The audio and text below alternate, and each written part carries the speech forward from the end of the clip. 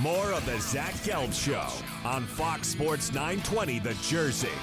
All right, welcome back in. 4:40 is the time from the Princeton Orthopedic Associates Studios. It was announced yesterday, after many months of speculation, two worlds will collide, MMA and boxing. It will be Floyd Mayweather versus Conor McGregor in August 26th in Las Vegas. So now let's head out to the phone lines and welcome in a dear friend of the show. He is now a boxing writer for Queensberry Rules, and that is the great Steve Zemach, who's kind enough to join us right now on the Zach Gelb Show. Stevie, appreciate a few minutes. Thanks for the time. How are you? My pleasure. Appreciate you having me on. I'm doing well. Well, thank you for coming on. This is probably the most ridiculous but entertaining fight that is around now in the year of 2017. I did not think this would come to fruition, but it's going to be here in August. Are you surprised that this fight got done? I'm not surprised, and here's why. Floyd Mayweather likes easy money, and I think this fight is exactly that. I think it's going to get the hype, and all the promotion along the way will be fun, but when fight night comes, I think it's going to be a clown show.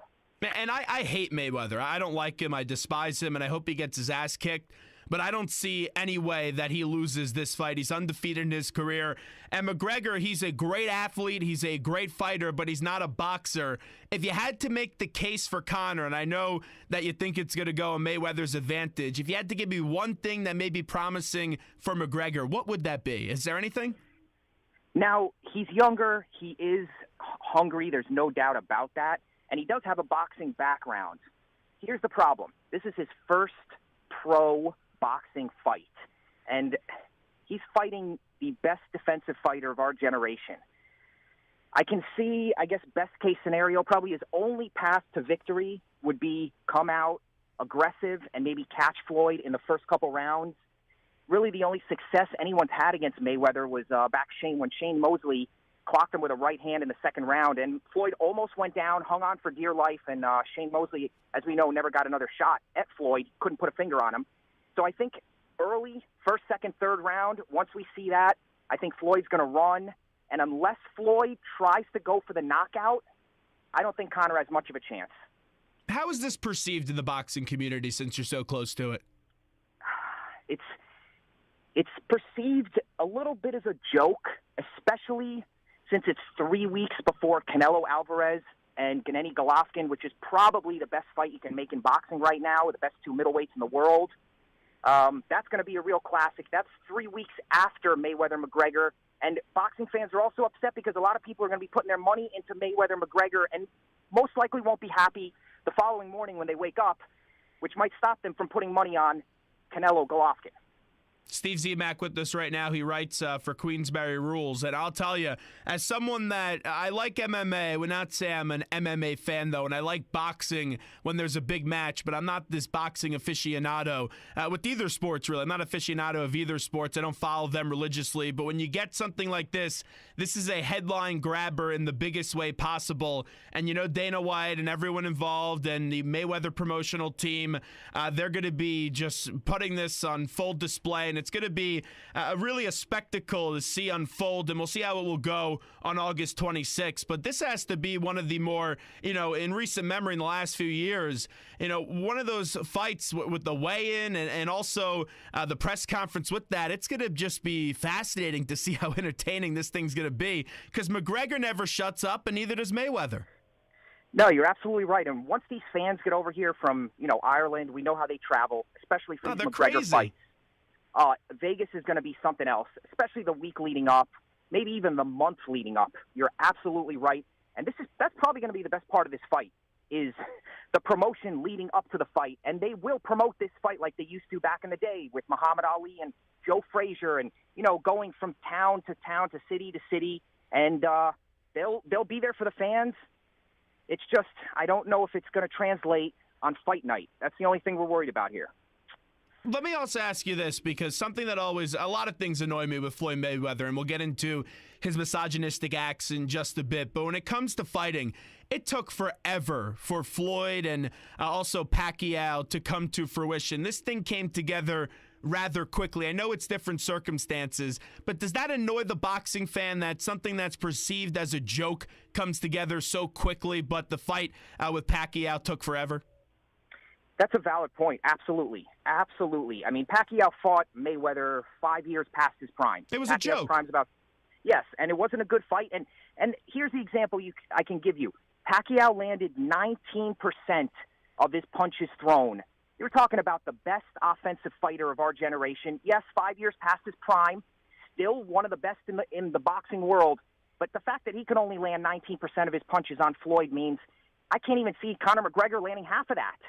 So, yeah, it does annoy the boxing fan. And with boxing, there's a lot of people involved that if they don't get their chunk of the pie, they're not going to sign the contract. And that's unfortunately what happened with Mayweather-Pacquiao. And with this here, Conor McGregor's not making a lot of money when he fights for the UFC. Majority of his money comes from endorsements. We know UFC doesn't pay millions and millions of dollars to their main event fighters. That's not the case in boxing. So here it is now, McGregor saying, let's do it. You take 80, I take 20. That 20% is bigger than any purse I'll ever make at UFC. And they came to an agreement. Showtime put the money up front, and now the fans got to put the money into the pay-per-view. For whatever the reasons are, boxing doesn't resonate like it once did, many years ago. With this fight, is there a feel by you that it will maybe pick up some more momentum with the millennials and maybe have them grow a little bit of the interest in boxing? It's a good question, and I think if McGregor has success early, and I just mean, like I said, first, second, third round, if he could land a couple shots, maybe knock Floyd around a little bit, even if Floyd takes control of the fight, I think it'll be good for boxing, especially since there's a big fight 3 weeks later, the two best middleweights in the world, and that's going to be a slugfest. Someone's getting knocked out. We're going back to old-school boxing when we talk about Golovkin and Canelo. So I think Mayweather-McGregor has that chance. We got to see how the fight starts. It's got to start off fast in the first round and propel to the second, third round for it to, really suck in the millennials. And that's the thing, because I was so intrigued by the potential for so many years with the lead up with Mayweather and Pacquiao. And like we were saying, it's a dud. That was a big time problem for the sport, that was a dud. I think you're exactly right, Steve, as we're talking to Steve Zemach. This thing has to get started off very quickly. There has to be some drama early, or it will just be another one of those disappointing fights when we tune in, which I feel like that's the way, and you've been saying it, you expect it to go. Steve Zemach with us. Let me ask you one more thing with Mayweather. With Floyd Mayweather, we know he was retired, then he come back for this fight, and he's done that before. With that being said, what's next for Floyd Mayweather after this fight? What do you expect to happen with his career? Rocky Marciano's sitting at 49-0, and so is Floyd, 49-0. Only boxers to retire undefeated. I think if he beats McGregor, he's 50-0, and I think he might actually ride off in the sunset and become more of a promoter. He has the Team Mayweather, the money team that his promotional organization, and he's got some good fighters under his belt. And I really think after that fight, and one more point, he's going to stack this undercard with a lot of the young prospects he's promoting. Most likely going to give him some easy fights. So you're going to see some good knockouts and potentially maybe some young talent that he's going to be able to promote in the future. And I really think that's where it's going to go from here. With Floyd Mayweather as well, and a lot of people, for some reason, I don't know why, because if this happens in the NFL, some of the acts that he committed, he would not be in the league anymore, but he still has a chance to continue to box. And I know the money is a big draw in that, but why does some overlook his misogynistic past?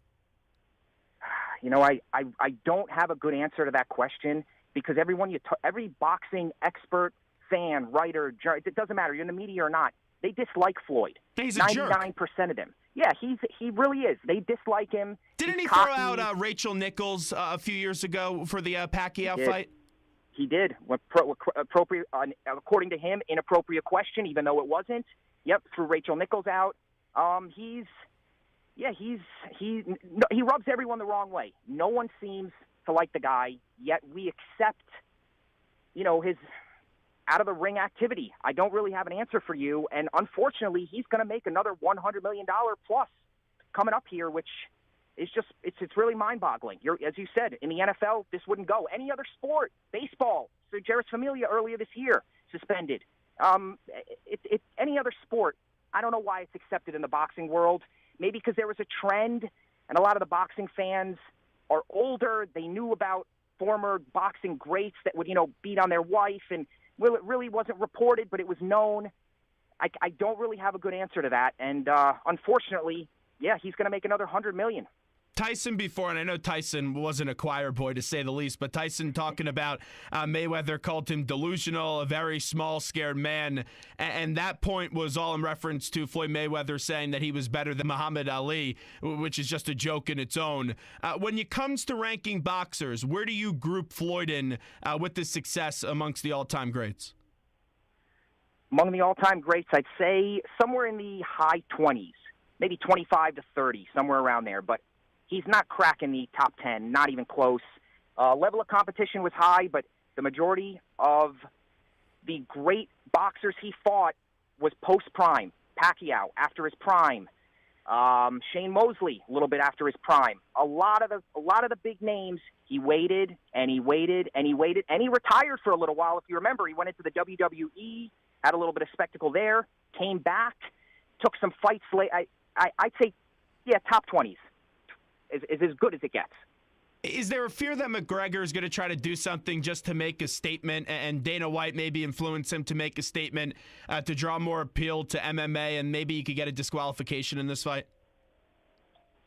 I haven't thought about that, but, it's possible. And it could also be possible that, incidentally, he throws an elbow. I mean, this is a guy that's used to using his feet. He's a kickboxer, using throwing elbows. Now he's going to have to rely on only his two fists. Outside of that, there's no other part of your body you can use in boxing. So I want to know, when Floyd is standing directly in front of McGregor and he throws 4 or 5 punches and not one lands, is he going to accidentally go for an elbow, go for a knee, something along those lines? Just a natural reaction. We'll see. And wouldn't that be something, though? Can you imagine the scene in the ring? Be a little bit like the Victor Ortiz, where Mayweather was standing in front of him, and Ortiz just threw a headbutt. You just get frustrated. When a guy's standing in front of you and you can't hit him, and you throw 6, 7 punches, frustration kicks in, my friend. It would definitely be something. All right, Stevie, before we let you run, tell me a little bit about Queensberry Rules and also the article you have coming up tonight.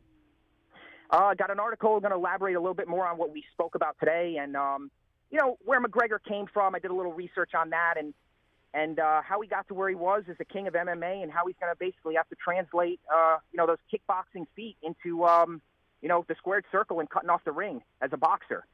Queensberry Rules, top 25 Time Magazine, sports blogs. So check out the site, queensberry-rules.com. My article should be up some point tonight, 6, 7, 8 o'clock. I appreciate you letting me have that plug. How'd you develop, by the way, your love for boxing? My neighbor next door used to order all the big fights, and I just was, naturally drawn to it. I'd hand him a VHS on Saturday afternoon and pick it up the next following morning, stick it in Sunday morning, and watch the fight the night before. That's as far back as I can remember, and just always loved the sport.